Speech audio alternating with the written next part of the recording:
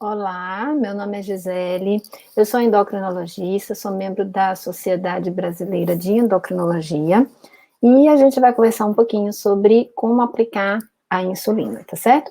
Antes da gente dar continuidade, eu queria frisar aqui que esse vídeo ele é meramente educativo, ele não é uma prescrição médica. Qualquer dúvida que vocês tiverem, vocês entrem em contato com o endocrinologista de vocês, tá certo?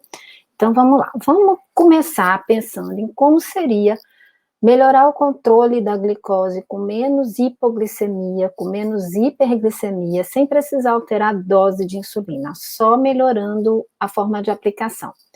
E aí vocês vão ver que a gente vai discutir aqui detalhes que vão fazer uma diferença bem interessante. Claro que já levando em consideração o segmento de hábitos saudáveis, tá certo?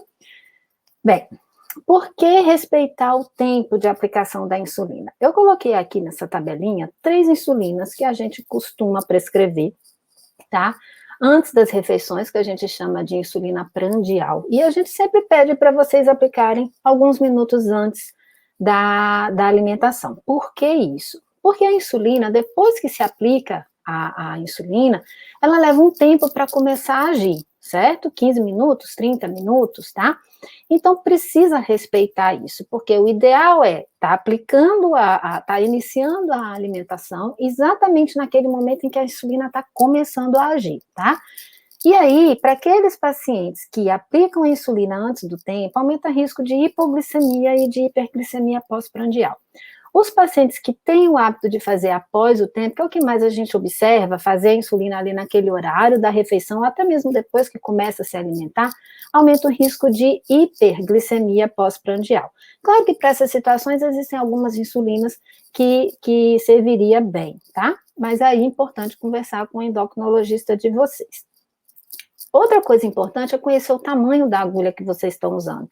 E muitas vezes muda esse tamanho de agulha, né? Então, eu coloquei aqui 5 tamanhos de agulha subcutâneo que existem no mercado.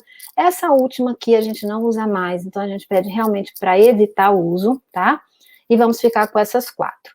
Importante também conhecer o diâmetro da agulha, que é exatamente o espaço interno, que é por onde vai passar a insulina. Tá? Então, quanto maior esse espaço, quanto maior o diâmetro, melhor, tá? Então, a gente sempre pede para que a agulha de vocês tenha essa especificação aqui, que é uma agulha de alto fluxo.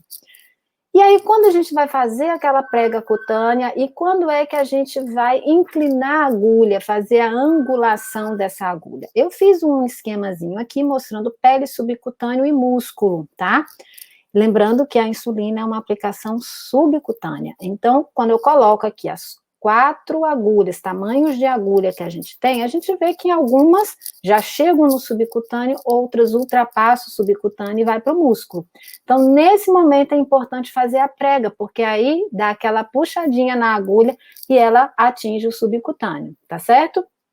E aquelas agulhas muito pequenas, se a gente fizer essa prega, vai puxar mais ainda e ela vai para a pele. Ela sai do subcutâneo e ela vai para a pele, tá certo? Claro que assim, tamanho de agulha e tipo de pele, quem tem que ver é o endocrinologista de vocês, tá bom?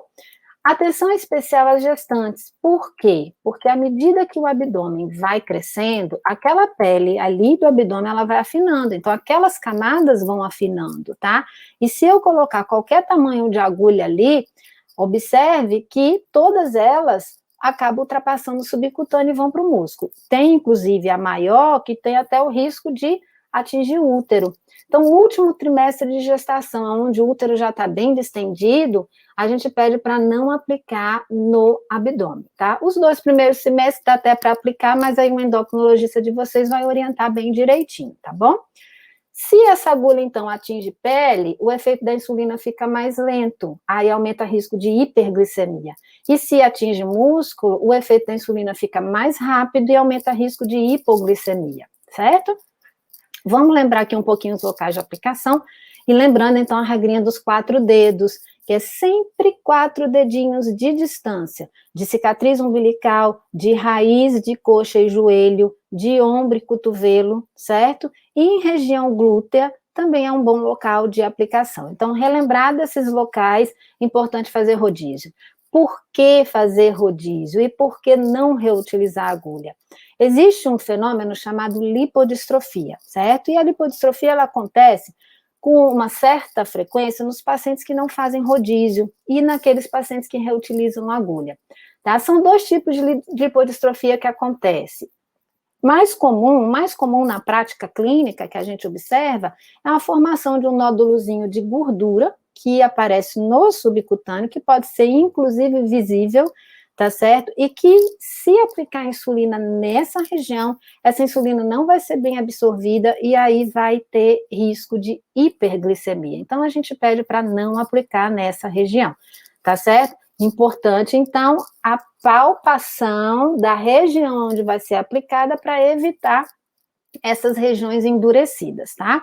Em relação ao reuso de agulha também, o que pode acontecer? Veja bem, a agulha, ela vem dessa forma, né, que a gente chama aqui bisel, essa pontinha. Quando a gente reutiliza a agulha com frequência, essa pontinha, ela fica amassada, olha, observe aqui que é o que a gente chama de ponta romba, e isso, as aplicações ficam mais dolorosas e aumenta o risco de infecção, tá? Esse último slide aqui são mais detalhezinhos que fazem uma diferença, que mostram o quê? Por que manter a agulha no subcutâneo depois que a gente injeta a insulina, né? É bom manter um tempinho a mais. Como fazer para quem usa insulina NPH? Como conservar a insulina? Como é que faz o transporte da insulina e qual é a validade dessa insulina? Então, são detalhes que vale a pena vocês perderem um tempinho a mais aqui para ler, tá certo? Gente, eu espero que vocês tenham gostado, tá?